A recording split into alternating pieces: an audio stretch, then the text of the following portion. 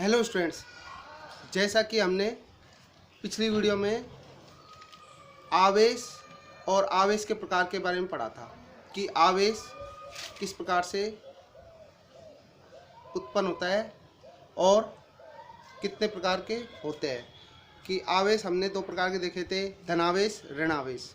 ठीक है, जब कांच की छड़ को रेशम के या सिल्क के कपड़े से रगड़ा जाता है तो कांच की छड़ पर धनावेश आता है, तो तथा रेशम के कपड़े पर उतना ही ऋणावेश आता है। इसी प्रकार एबोनाइट की छड़ को जब बिल्ली की खाल से रगड़ा जाता है तो एबोनाइट की छड़ पर ऋणावेश तथा उतना ही आवेश बिल्ली की खाल पर आता है। तो आज हम थोड़ा बेसिक पढ़ लेते हैं कि द्रव्य पदार्थ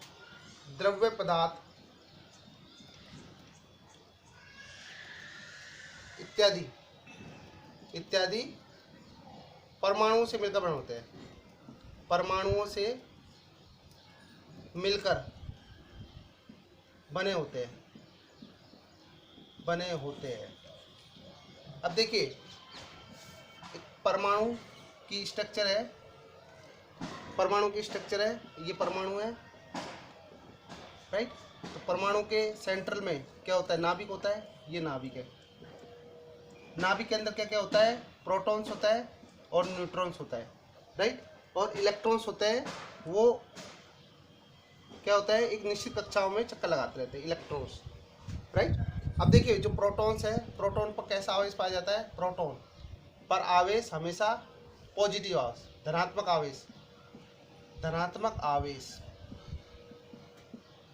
आवेश होता है। ठीक है ना, यानी Q की वैल्यू कितनी होती है? पॉजिटिव लेते हैं, पॉजिटिव, राइट।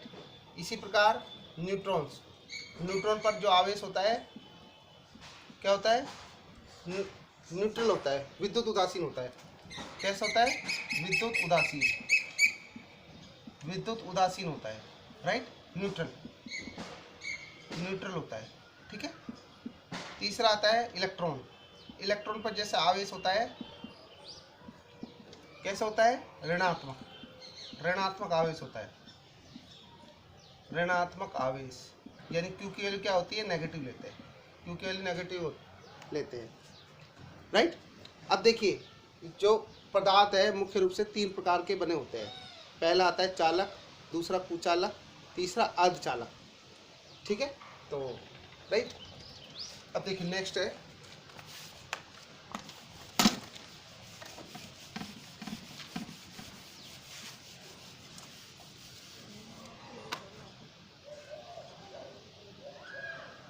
पदार्थ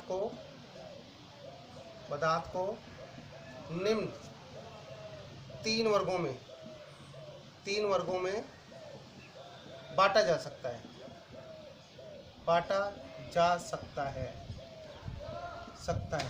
पहला है चालक, दूसरा अर्धचालक, तीसरा है कुचालक। ठीक है, तो सबसे पहले बात करते हैं चालक की। ऐसे पदार्थ या वस्तु जिनसे आवेश का प्रवाह आसानी से हो सकता है। ठीक है, ऐसे पदार्थ या वस्तु जिनसे आवेश का प्रवाह आसानी से हो सकता है, उन्हें क्या कहते हैं? चालक। तो ऐसे पदार्थों में चालक का जो प्रवाह है वो मुख्य रूप से इलेक्ट्रॉन के कारण होता है। किसके कारण होता है? इलेक्ट्रॉन के कारण। फ्री इलेक्ट्रॉन्स के कारण होता है, राइट। तो फ्री इलेक्ट्रॉन्स जैसे एग्जाम्पल्स हैं इसके, तांबा है, एल्युमिनियम है, निकल है, कोबाल्ट है, लोहा है, इत्यादि किसके एग्जाम्पल है? चालक के। इनमें क्या होता है? आवेश का प्रवाह मुक्त रूप से प्रवाह हो सकता है। ठीक है, तो वो क्या कहलाते हैं? चालक कहलाते हैं। इनके एग्जाम्पल तांबा, एल्युमिनियम, निकल, कोबाल्ट, लोहा इत्यादि है। ठीक है, दूसरा एग्जाम्पल आते हैं अर्धचालक।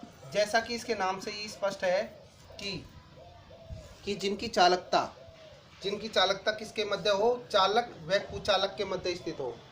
इस कारण क्या कहलाते हैं? वो अर्धचालक कहलाते हैं। ऐसी वस्तुएं या पदार्थ जिनकी चालकता चालक व कुचालक के मध्य स्थित हो क्या कहलाते हैं? अर्धचालक। राइट। इनमें आवेशों का प्रवाह मुख्य रूप से इलेक्ट्रॉन व होलों के कारण होता है। इलेक्ट्रॉन व होल के कारण होता है। ठीक है। राइट। इनके एग्जाम्पल्स है, उदाहरण है इसके सिलिकॉन, जर्मेनियम, ठीक है ना, इत्यादि अर्धचालक के एग्जाम्पल्स है। राइट। तीसरा आता है कुचालक। लास्ट है कुचालक। ऐसे पदार्थ जिनमें आवेशों का प्रवाह आसानी से नहीं होता है क्या कहलाते हैं? कुचालक। कुचालक। ऐसे पदार्थ जिनमें आवेश का प्रवाह आसानी से नहीं होता है क्या कहलाते हैं? कुचालक। ठीक है ना। एग्जाम्पल्स हैं इनके, जैसे लकड़ी है, प्लास्टिक है, रबड़ है, रबड़ इत्यादि। राइट। तो ये पदार्थ के 3 वर्गों में बांटा था, चालक, अर्धचालक, कुचालक। नेक्स्ट है आवेशन, कि किसी पदार्थ या वस्तु को किस प्रकार से आवेशित किया जाता है। तो नेक्स्ट टॉपिक है आवेशन। राइट। किसी वस्तु को आवेशन करने की जो प्रक्रिया होती है वो क्या कहलाती है? आवेशन। किसी वस्तु या पदार्थ को आवेशित करने की प्रक्रिया, आवेशित करने की प्रक्रिया ही आवेशन कहलाती है। आवेशन कहलाती है।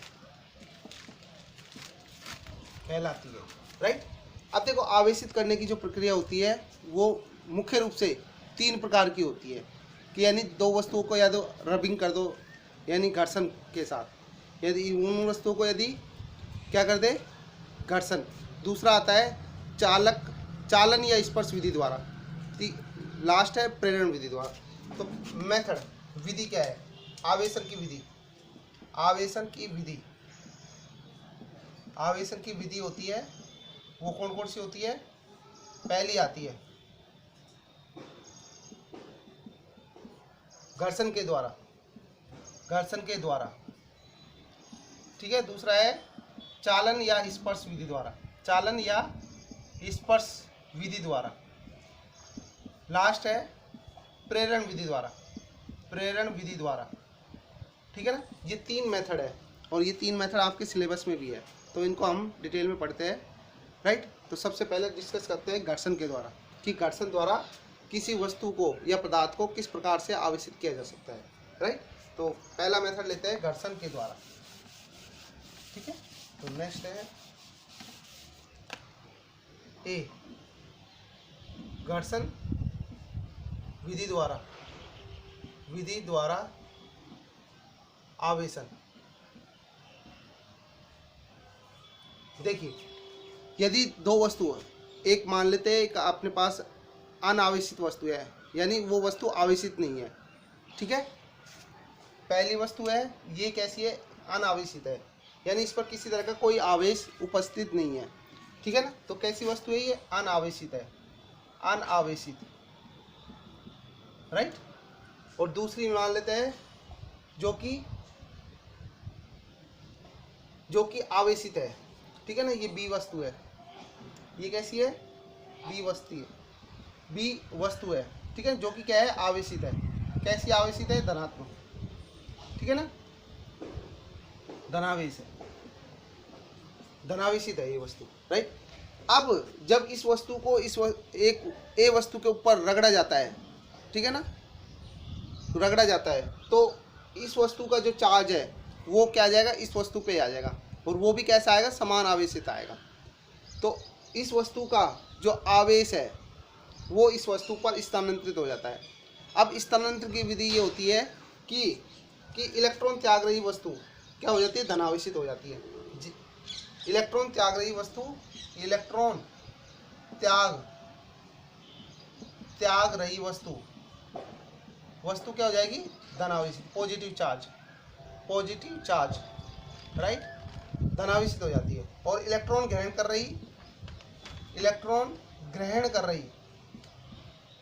रही वस्तु कैसी हो जाएगी, ऋणावेशित हो जाएगी, नेगेटिव चार्ज, ठीक है ना, ऋणावेशित हो जाएगी, ठीक है ना। इसको हम एक एग्जांपल से समझ सकते हैं, जैसे सोडियम है, सोडियम कितने नंबर पे आता है, 11 नंबर पे, राइट, ठीक है।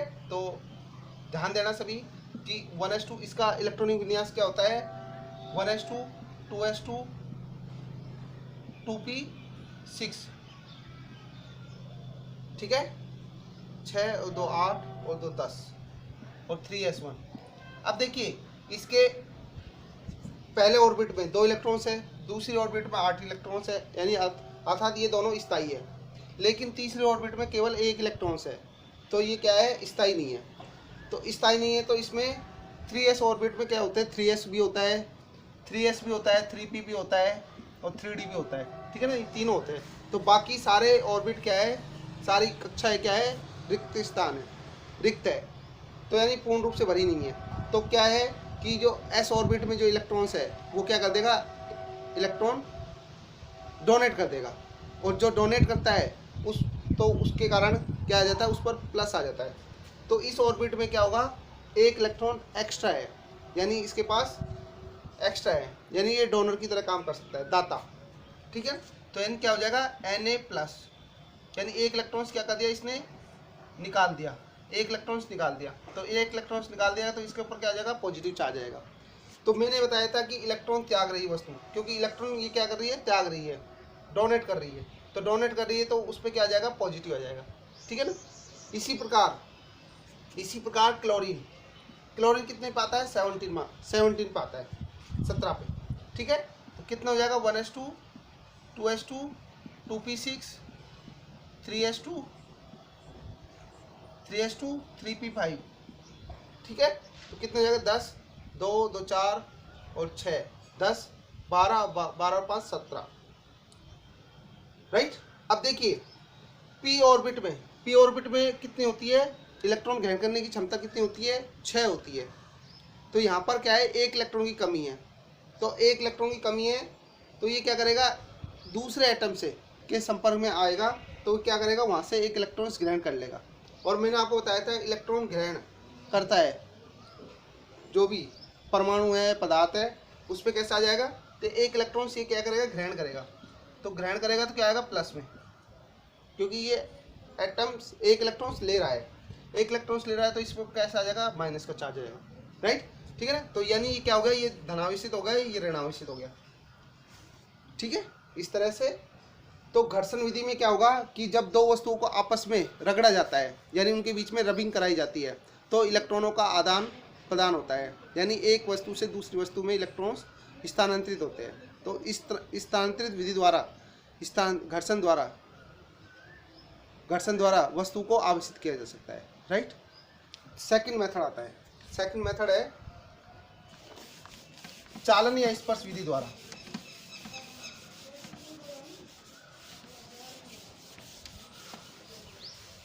सेकंड मेथड है आपका स्पर्श या चालन विधि द्वारा आवेशन। देखिए इसमें आ रहा है स्पर्श का मतलब होता है कांटेक्ट में, ठीक है ना। यदि 2 वस्तुओं को जस्ट कांटेक्ट में लाया जाए, यानी उनको आपस में टच कराया जाए, केवल टच कराने पर उन पे क्या आ जाता है, एक वस्तु से इलेक्ट्रॉन्स दूसरी वस्तु पर स्थानांतरित हो जाते हैं, ठीक है। तो देखिए स्पर्श, मान लेते हैं एक वस्तु अपने पास क्या है, अनावेशित है, यानी ये कैसी वस्तु है, अनावेशित है, अनचार्ज है, ठीक है। और दूसरी वस्तु कौन सी है, ये बी वस्तु है, यानी कैसी है, ये आवेशित है, इस तरह से, ठीक है ना। ये कैसी है, अनावेशित है, अनावेशित वस्तु है, राइट। और ये कैसी है, आवेशित वस्तु है, ठीक है भाई। अब देखिए मैंने बताया था कि स्पर्श, कि इनको दोनों को आपस में क्या है, जस्ट सेकंड स्टेप है। ये क्या है आपका स्टेप फर्स्ट है, स्टेप फर्स्ट है। ये क्या है, स्टेप सेकंड है, स्टेप सेकंड है। तो बी है, ये कैसी वस्तु है,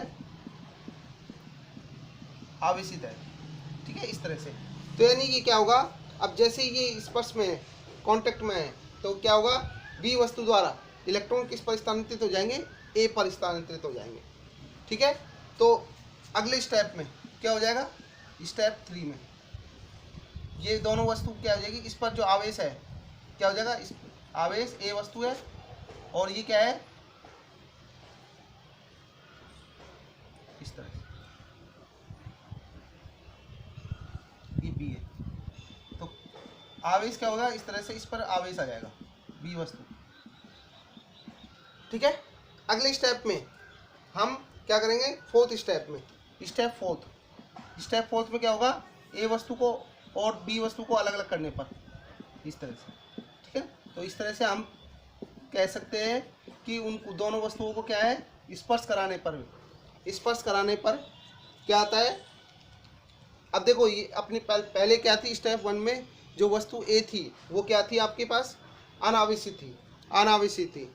तो जैसे इनको स्पर्श मेथड द्वारा पास लेकर आए तो क्या हो गया, ये वस्तु क्या हो गई, आवेशित हो गई। अब देखिए दोनों वस्तु क्या हो गई, आवेशित है। ठीक है ना, तो इस विधि द्वारा भी हम इसको आवेशित कर सकते हैं, राइट।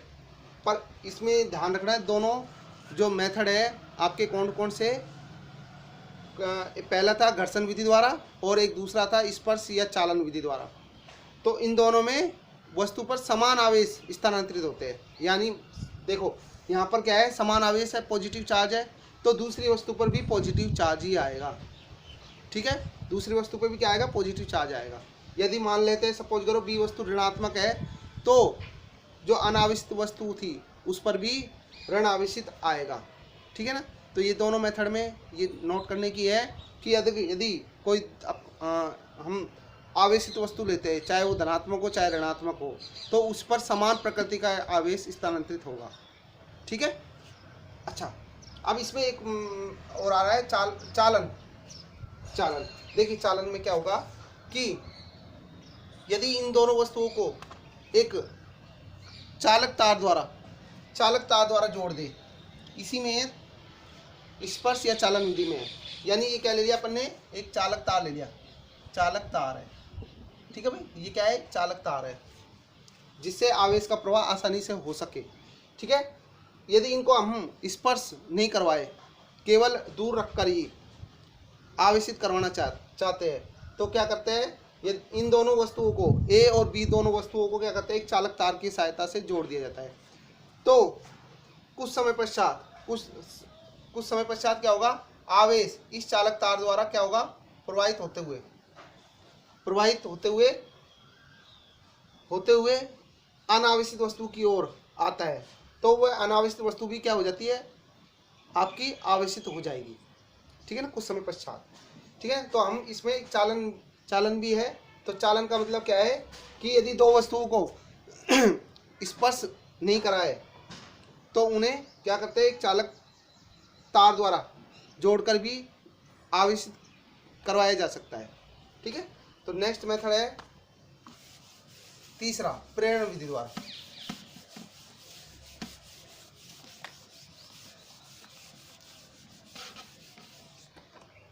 तीसरा मेथड है, लास्ट है, प्रेरण विधि द्वारा। प्रेरण विधि को बोलते हैं इंडक्शन मेथड।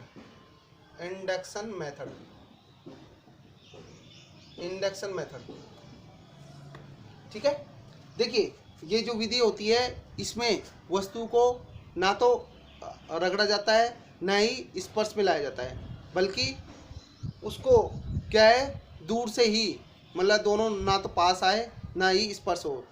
तो इस विधि में क्या होता है, वो वस्तु आवेशित हो जाती है। जैसे हम एक एग्जांपल ले सकते हैं, एक चुंबक है, चुंबक के पास जैसे ही आलपिन को लाया जाता है तो आलपिन क्या होती है, चुंबक की ओर अट्रैक्ट होती है, आकर्षित होती है।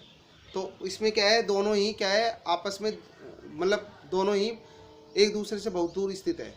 ठीक है ना, दोनों आपस में कांटेक्ट में नहीं है। ठीक, तो देखिए प्रेरण विधि में क्या कहते हैं, एक सर्वप्रथम ये क्या है, एक चालक ए है, ठीक है, स्टेप फर्स्ट है, स्टेप फर्स्ट। तो क्या है, ये अनावेशित चालक है, अनावेशित चालक है, ठीक है, चालक ए है। अब देखिए हमें इसको क्या करना है, आवेशित करना है। तो आवेशित करने के लिए क्या करते हैं कि इसके पास एक कोई भी आवेशित यानी चार्ज वाली वस्तु को लेकर आते हैं। तो चार्ज वाली वस्तु को इसके पास लेकर आते हैं तो क्या होगा, सेकंड स्टेप में, स्टेप सेकंड में क्या होगा कि इसके पास कोई भी चार्ज यानी आवेशित चालक की छड़ को, आवेशित चालक छड़, ये मैंने आपको बताया था कि पॉजिटिव चार्ज किस तरह से कर सकते हैं कि जब कोई एक कांच की छड़ को रेशम के कपड़े से रगड़ा जाता है तो कांच की छड़ पर कैसा आ जाता है, धनावेशित हो जाती है और उतना ही आवेश रेशम के कपड़े पर आ जाता है। ठीक है, तो इस प्रकार से एक कांच की छड़ है, उसको आवेशित करके एक अनावेशित गोले के पास लेकर आते हैं। ठीक है, ये अनावेशित गोला है। अब जैसे इसके पास मतलब थोड़ा आसपास लेकर आते हैं, ठीक है ना, ठीक है, तो इस पर क्या आता है, विपरीत प्रकृति का आवेश आ जाता है यहाँ पर, ठीक है ना, इस तरह से। और जहाँ जिस ओर चालक छड़ होती है उस ओर कैसा होता है, ऋणावेशित हो जाता है उस, तथा इसके विपरीत दूसरी ओर कैसा चार्ज आ जाता है, पॉजिटिव चार्ज आ जाता है। राइट, जैसे ही हम आवेशित चालक छड़ को अनावेशित चालक के पास लेकर आते हैं तो चालक छड़ की ओर स्थित, चालक छड़ के सामने स्थित गोले पर कैसा आवेश आ जाता है, ऋणावेशित, तथा इसके विपरीत कैसा चार्ज आ जाता है, पॉजिटिव चार्ज आ जाता है, विपरीत प्रकृति का आवेश आ जाता है। राइट, अब देखिए इस आवेश को, पॉजिटिव चार्ज को खत्म करने के लिए क्या करते हैं, इसको भूसंपर्कित यानी ग्राउंड कर देते हैं। तो अगले स्टेप में क्या हो गया, थर्ड स्टेप, स्टेप थर्ड में। राइट, तो स्टेप थर्ड में क्या हो जाएगा, इसी तरह से ये आपके पास चालक छड़ थी, ये आवेशित है, ठीक है ना, इसमें इसी को ही अगले स्टेप में ये पॉजिटिव चार्ज है उसको क्या कर देंगे, ग्राउंड कर देंगे। ये एक माइनस माइनस इसको ग्राउंड कर दिया, ग्राउंड, ठीक है। भूसंपर्कित करने से क्या होगा, भूसंपर्कित करने से क्या होगा, ये जो पॉजिटिव चार्ज है वो सारा किस में चल जाएगा, ग्राउंड में, जमीन में चल जाएगा। किसके थ्रू हो जाएगा, जिस तार द्वारा हमने इसको जोड़ा है उस तार द्वारा क्या हो जाएगा, सारा पॉजिटिव धनावेश है वो सारा किस में चल जाएगा, ग्राउंड में आ जाएगा। ठीक है, तो यहाँ पर इस चालक गोला ए है तो इस पर कौन सा आवेश रह जाएगा, नेगेटिव चार्ज हो जाएगा। ठीक है ना, तो अगले स्टेप में इसको क्या हो जाएगा, अगले स्टेप में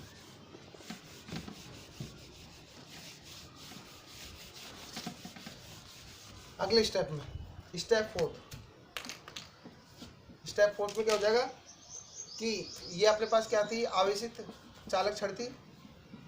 ठीक है, तो यहाँ पे क्या हो जाएगा, माइनस माइनस, यहाँ पे क्या होगा, सारा चार्ज क्या होगा, इधर की तरफ पॉजिटिव चार्ज क्या होगा, जीरो हो जाएगा। ठीक है ना, क्योंकि इसको हमने क्या कर दिया, ग्राउंड कर दिया है। राइट, ग्राउंड कर दिया है। अब क्या करते हैं, अगले स्टेप में इस चालक छड़ को क्या करते हैं, दूर ले जाते हैं अगले स्टेप में। ठीक है ना, दूर ले जाने पर आवेशित चालक छड़ को दूर ले जाने पर तो दूर ले जाते हैं। तो अगले स्टेप में क्या हो जाएगा आपका, स्टेप फिफ्थ में क्या हो जाएगा, तो इसको बहुत दूर ले जाने पर तो ये जो नेगेटिव चार्ज था आपका ये वाला, ये क्या हो जाएगा, पूरे चालक गोले पर पूर्ण रूप से वितरित हो जाएगा, इस तरह से। ठीक है, इस तरह से।